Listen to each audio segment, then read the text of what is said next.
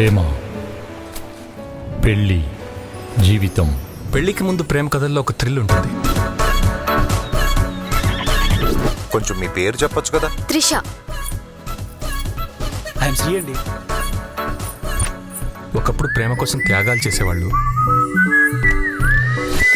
కానీ ఇప్పుడు ఇదే ప్రేమ స్వార్థంగా మారితే ఎలా ఉంటుందో సరదాగా చూద్దాం.